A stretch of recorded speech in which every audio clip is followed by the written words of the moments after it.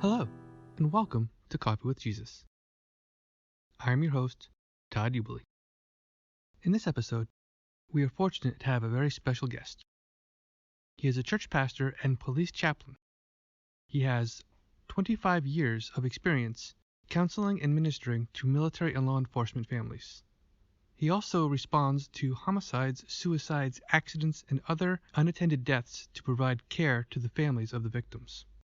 He provides pastoral care to police officers and first responders as well.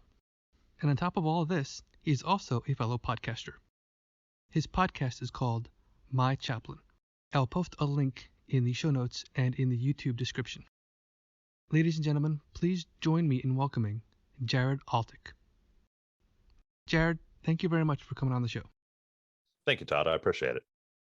Would you please start by telling us a little bit about yourself?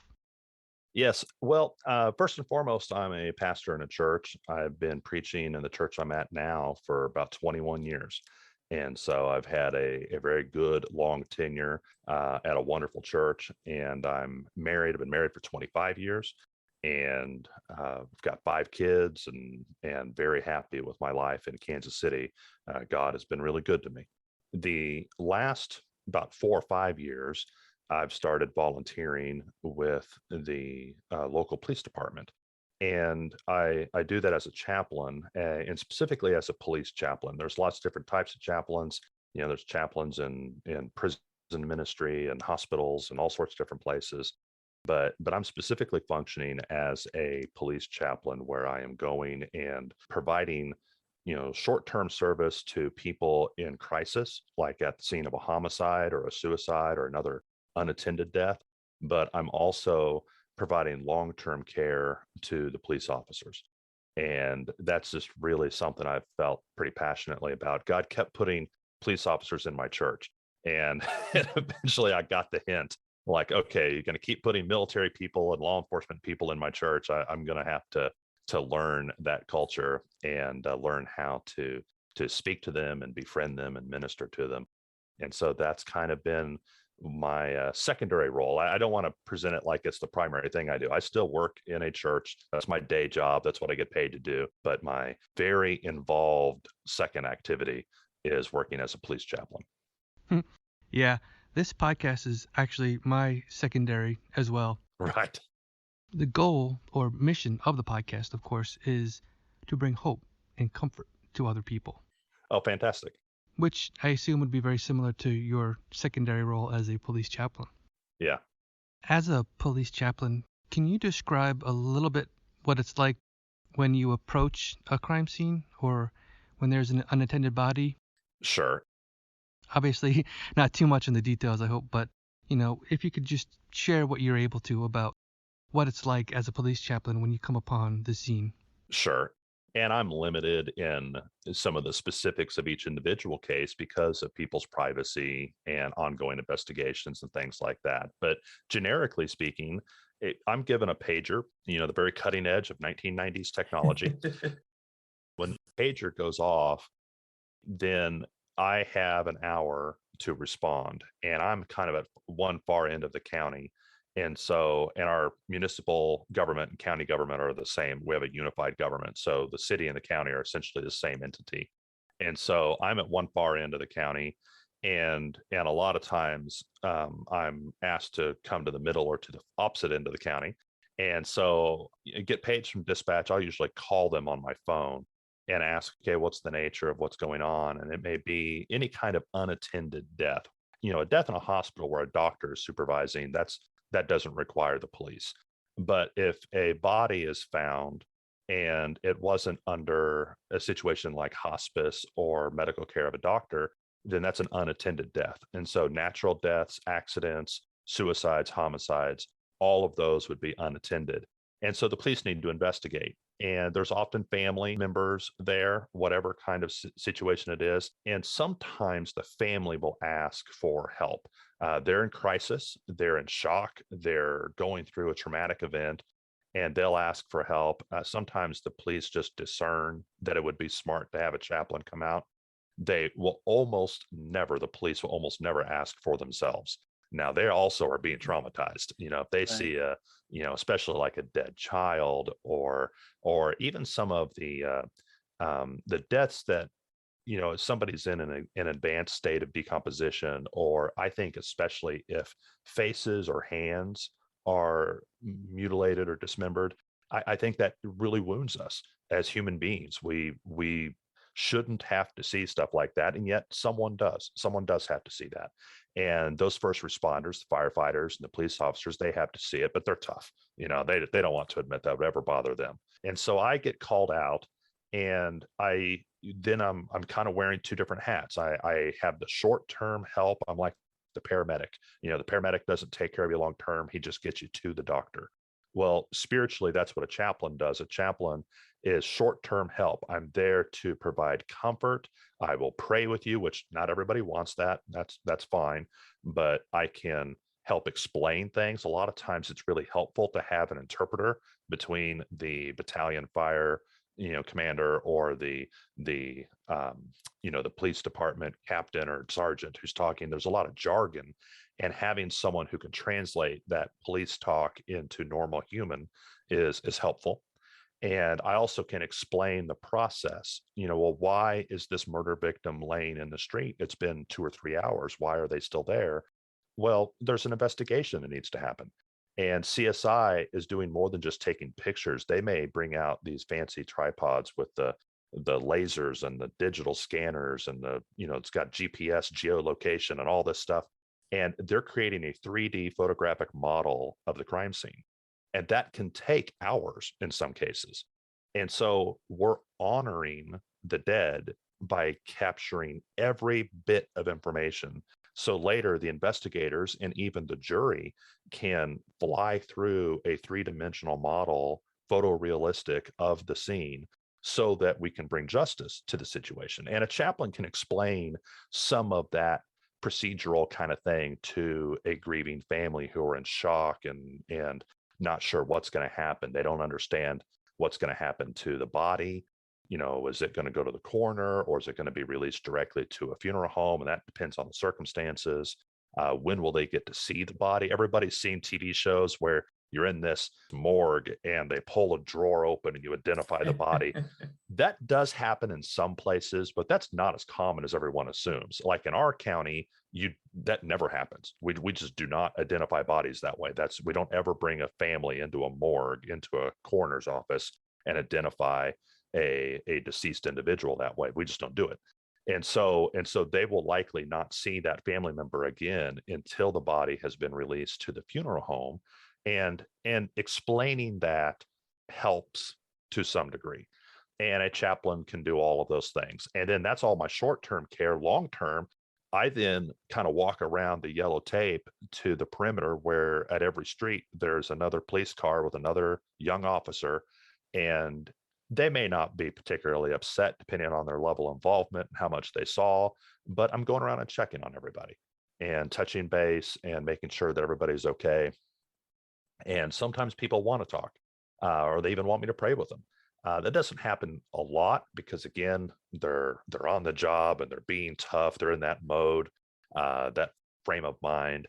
But that's a long-term thing where I can then text them a couple days later, or I'll see them at a roll call a week later, and I can just keep being available. And that's called the ministry of presence, where I am just present. I'm available. I'm there, and importantly, I'm seeing what they saw. I was there. I smelled the dead body. I saw the blood. I stood there in the rain or the snow, and I shared that experience with them. And that's helpful.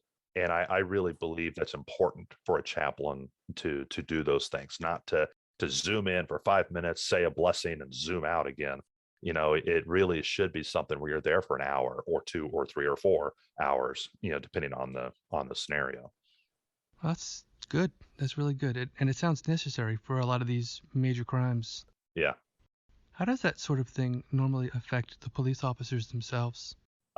Like I said, all of them put on a tough face, but you have with police officers this wide spectrum of personalities. It's not easy to to accurately pigeonhole a police officer because there's just all different types. And we're not a huge department, but we have hundreds of officers, and there is just every variety, male and female, young and old, black and white, and all different types of personalities. Some of them are very resilient because I also don't want to paint a picture that police officers are all fragile and damaged. People do that with the military a lot. Like every soldier is, just psychologically riddled with trauma and Oh yeah. is almost helpless, and that's not fair. It takes away from those who really are morally wounded. But not everybody is. Some people have a lot of natural resiliency. They were raised in stable homes and just are pretty squared away psychologically. Others have learned how to be resilient, and they've learned how to cope really well in healthy ways. And that's the same with police officers. We have police officers who see the worst of the worst, and yet they handle it great. And they have very healthy marriages and very healthy parenting relationships, and they may be people of faith, or they just otherwise are very healthy. Where we have some officers who don't, and you can see it. They get angry, they get difficult to work with. They self-destruct, and they have damaging coping mechanisms. The stereotype, again, not fair to stereotype officers, but the stereotype is that they deal with stress by cursing and drinking, and both of those do help a little bit. It's like if you step on a Lego in the middle of the night, you yelp, and maybe you do more than yelp. Maybe you say a word that Jesus doesn't want you to say. No Uh, comment. and that may happen. And when that happens, you get the smallest amount of the right chemicals in your brain to be released to help you cope with the pain. And it's over in a few seconds. Same thing with drinking. You can kind of numb yourself with alcohol and with other drugs, both prescription and street drugs. And so, does that help with how you feel in the short term? Sure. But the problem is those are not positive. Those are destructive things that can hurt you in any number of ways, as we all know about addiction and alcoholism and that kind of thing. And even the language is also long-term destructive because that's abusive language. And that abusive language, especially as a person with power, you carry a gun on your hip and you have the authority to take away someone's liberty. And if you have that kind of power, it's very important to communicate that you're not going to abuse that power. And abusive language sends a signal that you're abusive. And so it would actually help just relating to the public to swear less, because there are people who are not going to distinguish you from the abusive person that they're familiar with. So a police officer swearing or drinking or doing any number of other unhelpful coping things, I'd like to see them find positive ways to cope. As a Christian, I'd like to see them find spiritual ways to cope. And so some officers do that well, some do not do that very well. Yeah, I can relate in a way. I have had both healthy and some unhealthy coping mechanisms, having been both in the Army and the Navy. Yeah. I remember one time when I was in the Navy, I became very good friends with the chaplain that we had had. In fact, we shared a stateroom a lot of times when we were underway. And this one particular time, I had noticed he himself had needed a chaplain. Yes. And we talked for a little bit and decided we would switch roles for a little bit. Yeah. I would pretend to be the chaplain and he would pretend to be the sailor, and he just shed his burden. And I could see that it really helped him a lot. As a chaplain, he needed that sort of release as well. He needed to be able to shed his burden. As a police chaplain who goes to the scenes with these officers, how does that affect you and your faith? Um, well, it can be difficult. I'm not I think that I'm fairly resilient naturally. I was raised by good parents. I never experienced violence as a child. To those to whom much is given, much is expected. And so I feel like I have a higher tolerance level, for death and injury and dismemberment and all sorts of terrible things. I think I have a higher tolerance for that than probably your average bear. And so I'm not deeply disturbed. In fact, I was commenting to someone the other day that I don't think I've ever dreamed about any of the dead bodies that I've seen. It's just not ever popped into a dream yet that I can recall. And so some of that is not to my credit. I just, my parents and the good Lord has given me the ability to maybe absorb a little bit more of that than some people can absorb. But then I've got good people around me, whether it's the other minister at my church who has become a good friend and someone that I can talk to. Again, sometimes I have to speak generically about the situation. I can't talk about the details, but I can unpack some of that. My wife also, best friend in the world, been married to her for 25 years, and she was a paramedic for a little while. And so she has a point of reference to talk about some of the bad things she's seen and compare that to some of the bad things that I've endured. And then having other chaplains to talk to is really helpful. And other ministers too that aren't chaplains. There's a lot of overlap between the two jobs, and being able to unpack that and talk it through and kind of vent and have someone pray for you. It's just that's a good resource to have. And I'm always looking for new ways to do that. Even having this interview with you, even though I'm not talking about my trauma necessarily, it's still very therapeutic for me to talk about it and to discuss what I do and that kind of thing. So Good. That's good. I'm glad that there are healthy outlets. yeah, Like I said, there were times where I could tell that my chaplain, when I was in the Navy, could use a healthy release as well. yeah. And I'm glad that there are those sorts of releases and outlets for you as a police chaplain and for other police chaplains to be able to lift their burdens as well. So I know you can't really go into too much detail, but on maybe like a generic level, can you share about a situation that you were involved in where you could just tell that God was there, where God's grace was moving?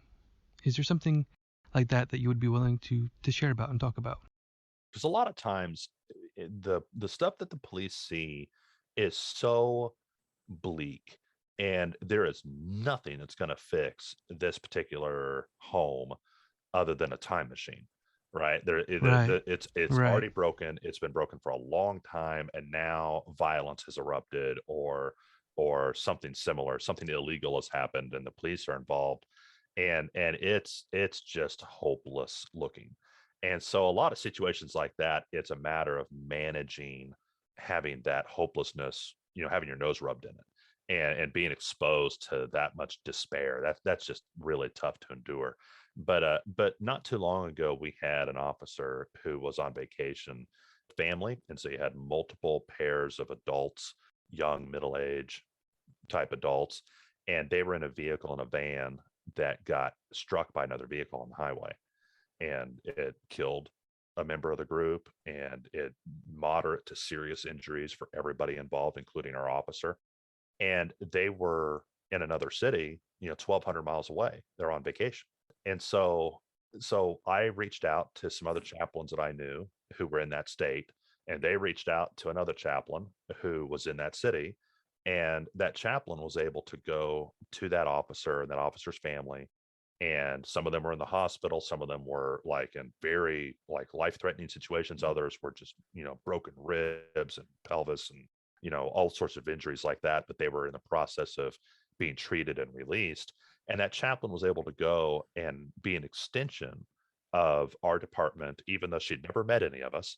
She went to the hospital repeatedly, helped them as family was traveling back home and other families coming out to help, figuring out hotels and, what happens if everyone in your party on vacation gets injured, what happens to all your luggage back at the hotel that you're supposed to have checked out of? Well, this chaplain jumps in and helps in all these kinds of ways. And I'd never met her before. I just talked to her on the phone and explained our situation. She jumped in and really was the embodiment of God's grace to those hurting people and grieving people, because one of them did pass away right then. And I was so impressed that the body of Christ was able to, transcend multiple time zones and go help when it just wasn't realistic for us to get on. I mean, I certainly couldn't have jumped on a plane and gone in any realistic kind of way. And yet, with a few phone calls, she was able to go there and be there. and keep checking back in on them and helping them over the course of a week or so. And mercy, I am so thankful to her, and I'm so grateful to God that she was there and that she was able to love them and help them. And some of those people I think are pretty active churchgoers, and some of them I don't know, maybe they're not. I don't really know them all. I just know the one officer who was part of that group. But I'm so thankful for that. And I just kind of praise God that here's this sister in Christ that I didn't even know, and here she is helping people that I care about, and doing that when they're in some remote location I can't get to them. And so that was pretty special to me. That's awesome. It's amazing to see God work like that, especially when you don't know people in the area. Yeah. For God to provide a way to help you to help others. That's really awesome. Yeah. Well, it happened through podcasting. The first chaplain that I knew that got this ball rolling was because I'd interviewed her for a podcast. Oh, and wow. and she just happened to live in that state. She's like, I can make a phone call, and she had somebody in that city ready to go. And it was, I'm just so grateful for that. No, that is truly awesome. Well, Jared, why don't we try closing things out, if you wouldn't mind, by sharing what your hopes are, what your vision is for young law enforcement officers and experienced law enforcement officers as well. Just, going forward, moving forward and into the future. What is your hope for their development, their well-being? um I think that what I spoke about before about the ministry of presence, where what I do as a chaplain, I go in and I do a lot of roll calls. I did that this morning. I went to two different roll calls. Those are the meetings they have at the beginning of their shift. And I just drop in. I'm not there to say anything. I'm not preaching to them or anything like that. I just drop in, tell the sergeant hello. I'm just making my rounds, and I'm just available. I'm just there. And most of those roll calls, it's 5 minutes. They all say hi, chaplain, and walk past me before I can corner them, because they're typical, mostly young men, and they don't want to be vulnerable or show their emotions or anything like that. But it is important that I'm there. And I've had opportunity now, because it takes a while as a chaplain to get behind the badge. And it may literally take years to really build enough rapport and enough trust that when they have a crisis of whatever sort, maybe a family thing or a work related traumatic event or something else entirely, to get to the point where they would reach out to you and ask for advice or help or resources of whatever sort, that takes a while to get there. And it only happens because you're not a stranger. If they need help, that's just not, there's not very many personalities that would open up to a total stranger. And most people would rather have someone that they're familiar with and that they're comfortable with. So what are some of your hopes and thoughts going forward? My great hope is that there would be more chaplains. There's a large number of departments that don't have chaplains right now, or their chaplain program has kind of, fallen into, to disuse because the chaplains aged out. A lot of times people don't even become chaplains until their retirement age. And so there's a pretty short shelf life. And I want to encourage ministers, clergy, priests, whoever. I want to see people get into chaplaincy and devote themselves to these police officers and being around these police officers and building that rapport.